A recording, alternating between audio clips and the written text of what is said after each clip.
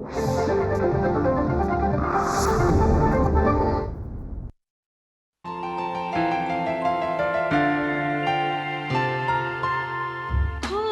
मनातून ओल जिथे अन खळखळते प्रेम हळवे नाजूक तरीही उरते व्यापुनिया व्योम फुलता स्नेह दृढ होती फुलता स्नेह दृढ होती नाती चिरेबंदी नाती चिरेबंदी. प्रशांत बहाणे शोधतोय. अरे मग प्रेमात पडल्यावर काय काय होतं तुला माहिती नाही बाबा. प्रेमात पडल्यावर माणसं बहाणे देतात. बघ काय महत्वाची माहिती दिली की नाही पुष्करनी. पुष्करनी का? तर हे सगळं तुम्ही का मला अगदी स्पेसिफिकली सांगताय? किती मदत केली त्यांनी आपल्याला, तेव्हा तू जरा काहीतरी विचार कर. हो, नाही मी विचार करतेच आहे.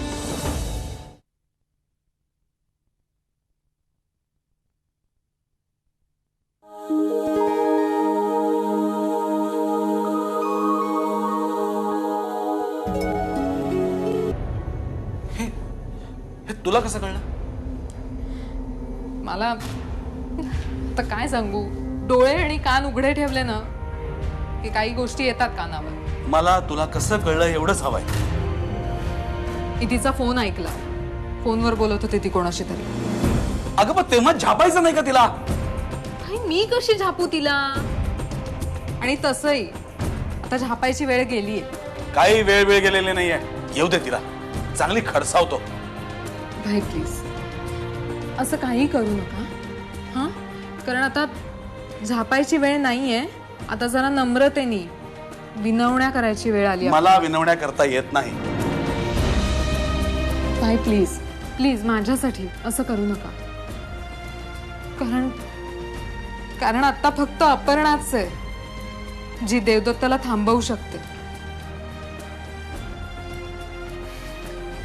भाई आपल्याला तिच्या विनवण्या करून कसंही करून तिला मनवावं लागेल की बाई प्लीज त्याला थांबव. आणि तेही आत्ताच.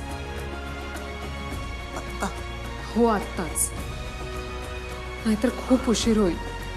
अगं आता कसं शक्य आहे? मी तिला सांगते तुम्हाला तिच्याशी काहीतरी बोलायचंय आणि तुम्ही तिला बोलवलंय. ओके नको आता नको. मी तिला सांगते, मी तिला ऐक निरोप जरा. देते. ओके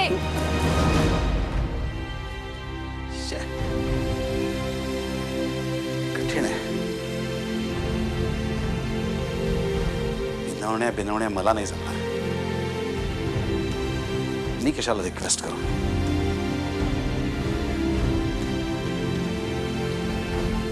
तारा म्हणते तेही खरं आहे. इथे चिडून ओरडून नाही चालणार.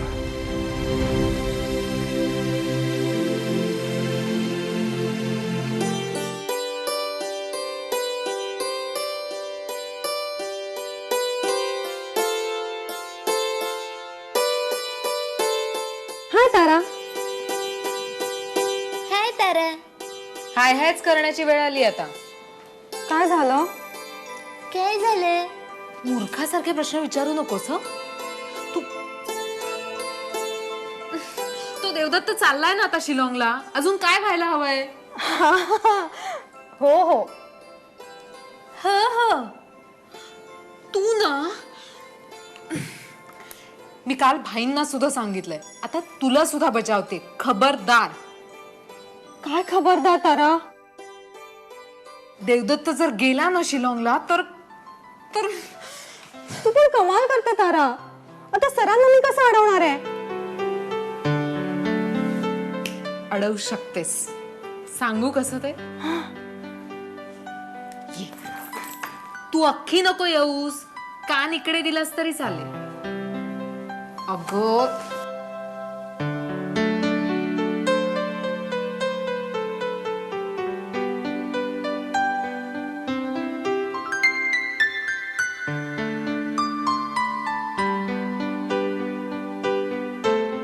काय चाललंय?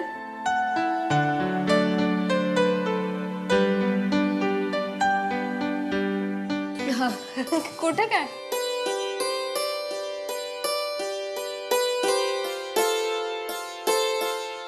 कानात सांगण्या एवढं काय घडलंय? अगं काही नाही. दीप प्लीज, काही पर्सनल असू शकतं. पर्सनल? I see. देवदत्त धानोरकरच्या पर्सनल गोष्टींबद्दल तुम्ही एकमेकींच्या कानात म्हणत होता. अय्या, तुम्हाला कसं कळलं? कारण काय ना निमा, मी तुझ्यासारखी इनोसेंट मुलगी नाहीये. मी हुशार आहे. मला देवानी जे डोकं दिलंय ते मी वापरते कधी कधी, आणि ते वापरून मी विचार करते आणि स्वतःचे निर्णय घेते. हे तू हिला का ऐकवतेस? ऐकवत नाहीये तिला, मी सांगतेय. देवदत्त धानोरकरांची असिस्टंट आहे ना ती. मग ह्यातलं मी नेमकं काय काय सरांना सांगू ते पण सांगा ना.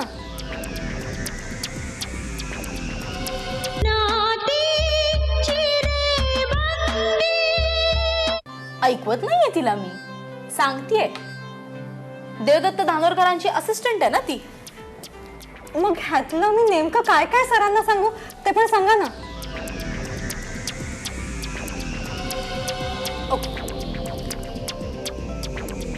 देवदत्तला निरोप देणारच असशील तर माझा निरोप नक्की दे. मी सांगते त्याच शब्दात. त्याला म्हणावं, तुला कुठेही जायचं असेल तिथे खुशाल जा. शिलाँगला जा, नाही तर नागालँडला जा. मला काहीही फरक पडत नाहीये. अय्या, फरक कसा नाही पडत? त्यांनी तुमच्यासाठीच तर हा निर्णय घेतलाय. घ्या, ऐका. ऐकतेय ना, ऐकतेय. कारण त्याने हा निर्णय घेतल्यापासून जाता येता जो तो माणूस मला फक्त हेच ऐकवतोय. मग खरंच आहे ते. तुमच्याचसाठी हा निर्णय घेतलाय. सर म्हणत होते, मी शिलाँगला गेलो तर अपर्णा आदित्यला सांगू शकते की तुझा बाबा कामानिमित्त खूप लांब लांब गेलाय. आणि मग 7-8 वर्षानंतर जर का सरांनी परत याचा निर्णय घेतलाच ना, तर तोपर्यंत आदित्य मोठा झालेला असेल. मग अपर्णा आदित्यला व्यवस्थित समजावू शकेल. झालं? अजून काही नाही म्हणाले सर तुमचे? अजून काय हवंय तुला? हा प्रश्न तू का विचारतेस मला? मग दुसरं कोण विचारणार आहे तुला हा प्रश्न?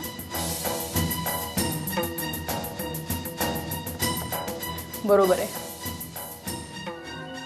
फॉर अ चेंज आज कोणीतरी मला काय हवंय हे मला विचारतोय. थँक्यू. नाही, पण मी सरांना सुद्धा सांगू शकते हा प्रश्न तुम्हाला विचारायला. ए गप्पे. प्लीज, तिच्यावर ओरडून काही होणार आहे का?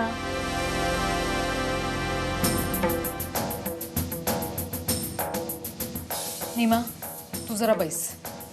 अगं पण तुम्हाला काहीतरी सांगतेस ना. मग सांगे ना. का? जी गोष्ट कानात सांगायची होती ती माझ्या समोर सांगण्यासारखी नाहीये. सांग ना. असं काही नाहीये, सांगेन ना मी. मला काय भीती आहे कोणाची? नीमा,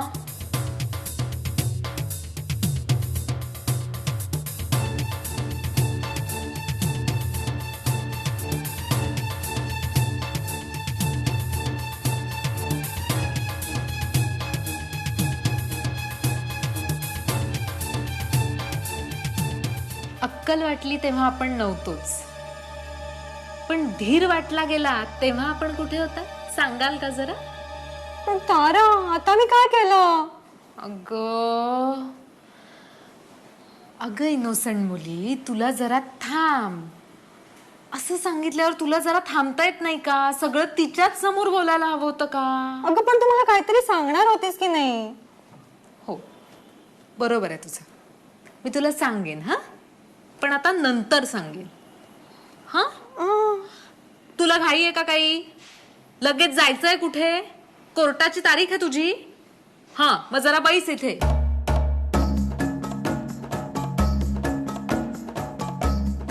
मी खरं तर ह्या इनोसंट मुलीला सांगणार होते की की देवदत्ताची ऑफिसमधली काही महत्वाची कागदपत्र मला आणून दे, जी मी लपवून ठेवेन, जेणेकरून त्याचं जाणं लांबणीवर पडेल किंवा कॅन्सलच होईल ना.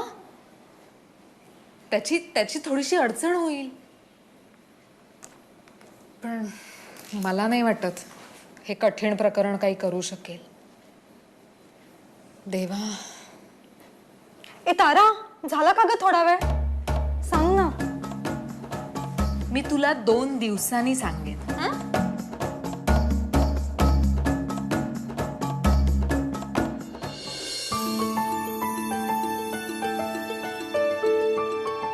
रजत विषयी तू भाईना सांगितलंस का?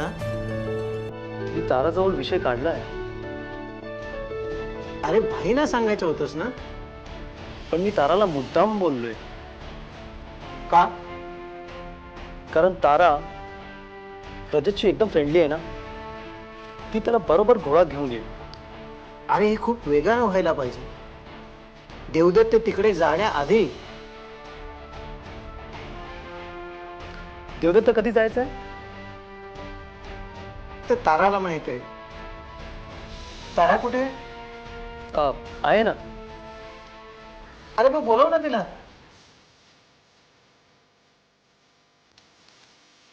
काका, तिला मी बोलवतो, पण प्लीज तिला माझ्या विषयामध्ये काहीच सांगू नको. म्हणजे ती कम्फर्टेबल फील करत नाहीये.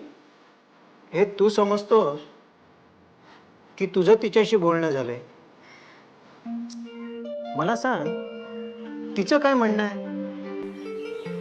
तिने लग्नाचा विचार केलेलाच नाहीये.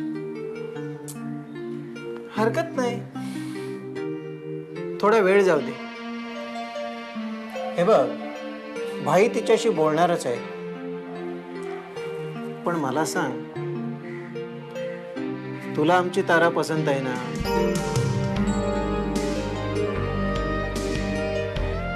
काका आलात का? हो. चला बरं झालं. चहा घेणार ना? अगं तुझ्या हातचा चहा आणि कोण नाही म्हणेल. हा तरी नाही म्हणलाय बुवा. काय रे, ताराच्या हातचा चहा नाही म्हणालास? हे तारा, ते काय नाही, याच्यासाठी टाक. चालेल, आत्ता आले. काका, ते इम्पॉर्टंट नाहीये. तिला रजतचं बोला ना. काय म्हणतोय हो काका? अगं खाली बस, सांगतो. चहा ठेवून येते ना. अगं चहा महत्वाचा नाही. एवढं काय महत्वाचं बोलायचं तुम्हाला?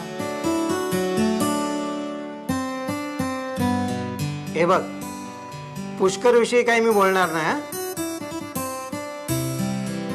काका प्लीज. अरे मला रजत विषयी बोलायचंय. हे बघा, त्या रजतने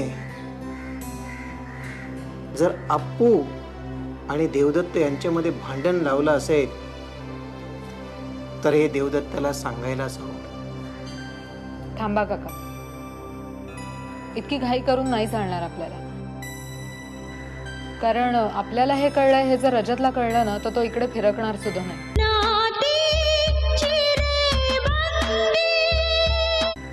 कारण आपल्याला हे कळलंय, हे जर रजतला कळलं ना तर तो इकडे फिरकणार सुद्धा नाही. आणि मग आपला सगळाच प्लॅन फिसकटेल. आणि तसंही त्यानेच हे सगळं केलंय असा फक्त संशय आहे आपल्याला. मला खात्री आहे की रजतने सुरुवातीपासूनच देवदत्ताने अपहरणामध्ये झगडा लावलाय. मला मान्य आहे रे हे सगळं, पण तरी सुद्धा कसं आहे ना की रजत फक्त दीचाच नाही तर माझा सुद्धा बालमित्र आहे. त्यामुळे आपल्याला फक्त त्याच्यावर संशय घेऊन नाही चालणार. त्याच्यावरचे आरोप आपल्याला सिद्ध करावे लागतील. खरंय, पण मला एवढंच म्हणायचं आहे की जे काय करायचंय ते लवकर करावं लागेल. जेव्हा रजत तोंड उघडेल ना तेव्हा या दोघांचा गैरसमज दूर होईल. तुझं म्हणणं बरोबर आहे, पण ते इतकं सोपं नाहीये. असं कसं म्हणतेस तू? कसं आहे ना काका, म्हणजे समजा आपण हे मान्य करू की रजतनी यांच्यात फूट पाडली, तरी सुद्धा त्यांनी हे सगळं करेपर्यंत हे का गप्प बसले? ह्यांचं प्रेम इतकं तकलादू आहे का की ते इतक्या लवकर ढासळलं? बरोबर आहे. अरे हिचा हाही मुद्दा महत्वाचा आहे. मग त्यामुळे ना रजतचं तोंड उघडण्याआधी ह्या दोघांनी या विषयावर आधी बोलायला हवं. यांची दोघांची तोंड उघडायला हवी. एक्झॅक्टली, तू बरोबर बोललीस. पण आता काय करायचं? त्यासाठी काय करायचं सांगते, पण एका टी ब्रेक नंतर. आलेच.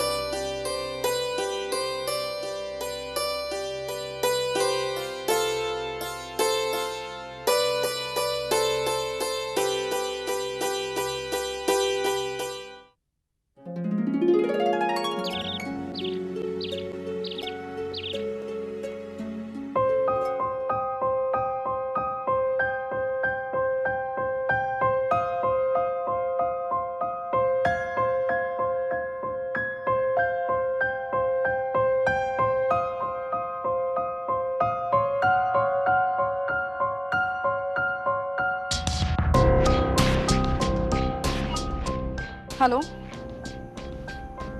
हा अपर्णा बोलते. नाही मिळाली अजून? हो नाही, बरोबर आहे. आता तुमचा मेसेज मिळाला म्हणूनच तुम्हाला कॉल केला ना. ठीक आहे, मी माझ्या असिस्टंटला करायला सांगते तुम्हाला कॉल. या, थँक्यू. या, बाय.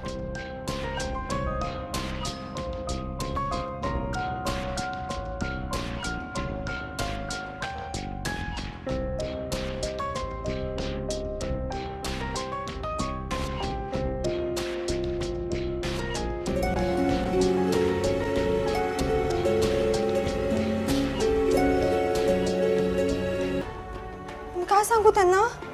काय वाटेल ते सांग. 7-8 वर्ष फक्त बोलण्यासाठीच येतो. खरं तर सरांना कायमचं तिकडे शिफ्ट व्हायचंय आणि शिलाँग हे फक्त निमित्त मिळालं त्यांना. त्यांना तसंही इकडनं कुठेतरी लांब लांब जायचं होतं, कायमचं.